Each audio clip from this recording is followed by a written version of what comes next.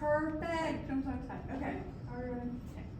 Good morning, class. Good morning. Okay. Who's excited to learn today? Me. Yay! Me too. Because, we all learn together. Okay, so today we're going to be starting our book, What is the Women's Rights Movement? So first we're going to talk about what a key detail is. Does anyone know what a key detail is? Know anything about it? Yes. Something that might be important. Something that's important, yes, I like it. Anybody else? Yes. A detail in the story. A detail in the story, I love it. Anything else? Perfect. Okay. I like the way we described our key details. I would also say something that repeats in the story, because when something repeats, it's very important, right? Yes. Okay. So we're gonna watch a video, but we're gonna head to our reading area or carpet. So we're gonna stand up and you're gonna push in your chairs. You don't need anything, you just need yourselves. And we're gonna push in our chairs and we're gonna walk and we're gonna sit down.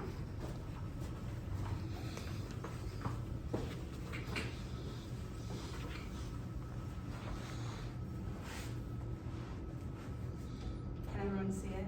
Yeah. Perfect. Convention was a huge milestone in the fight for women's rights and equality. It was the first ever women's rights convention held on July 19 and 20, 1848 in Seneca Falls, New York. Organized by Elizabeth Cady Stanton and Lucretia Mott, it marked the beginning of the women's suffrage movement in the United States. This historic gathering brought together men and women who were passionate about securing equal rights for women, especially the right to vote.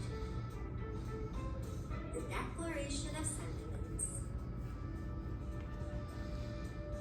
At the heart of the convention was the Declaration of Sentiments, a powerful document modeled after the Declaration of Independence. It outlined the many injustices faced by women and called for equal rights.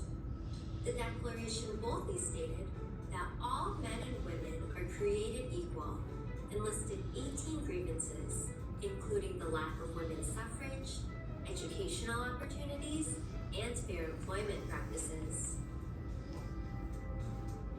Key figures and their contributions. Elizabeth Cady Stanton.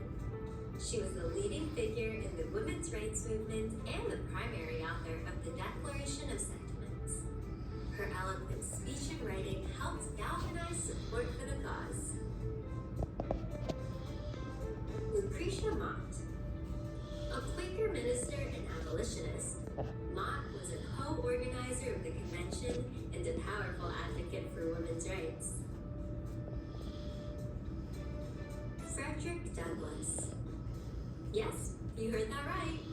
The famous African-American abolitionist attended the convention and gave a compelling speech supporting women's suffrage.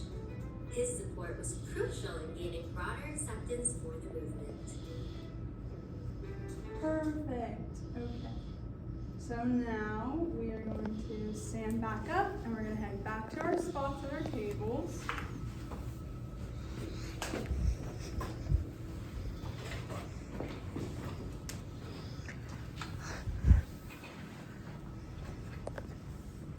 From the video, did we hear any key details in our video before we start reading our book?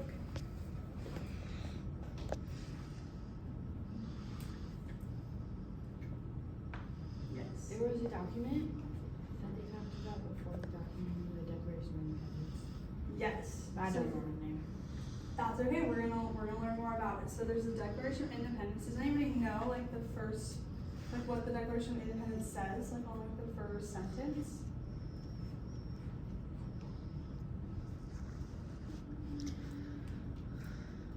Yes. Does it say we the people? We the people. Yes. So when you think of people, you think of everyone, right? Yeah.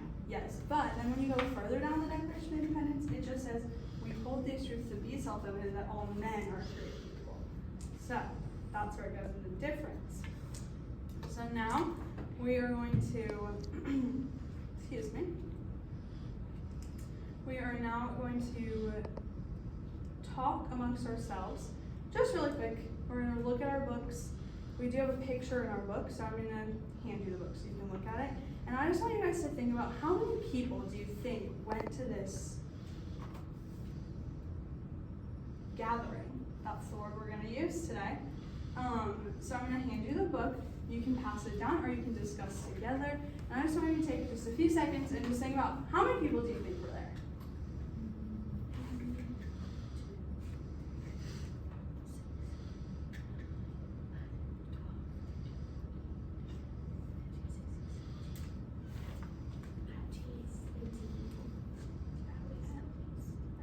Okay, do we have an answer?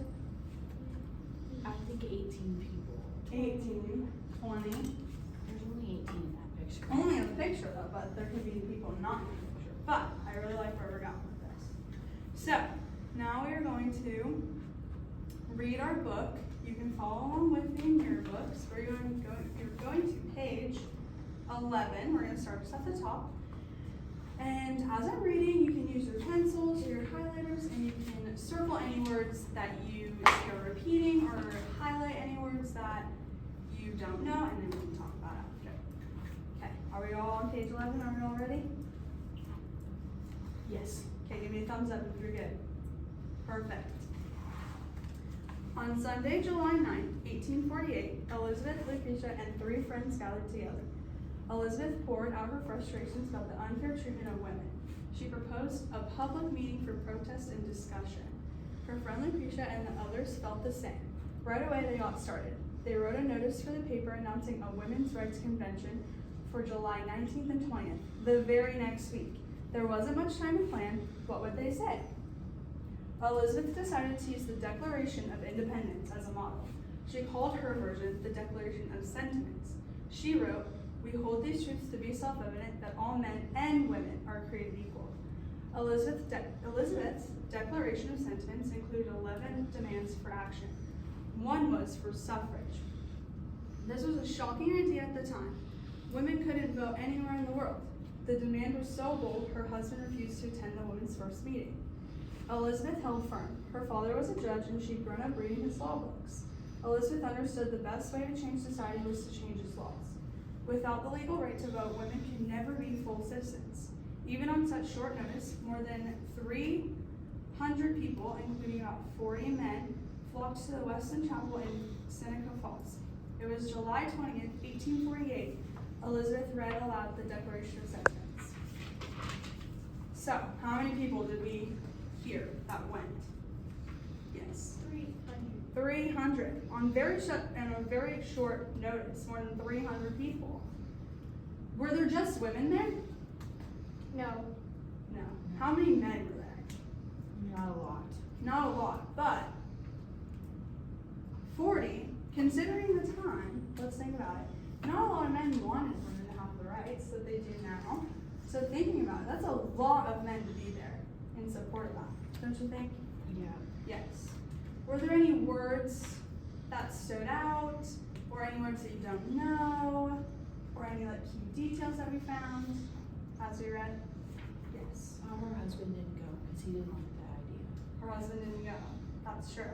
But she stood firm, and she stayed, and she continued. Anything else? Yes. The word law was repeated a lot. I think that was a key detail if they were trying to change the laws. They were trying to change laws. Yes. I think I mentioned how her dad was a lawyer.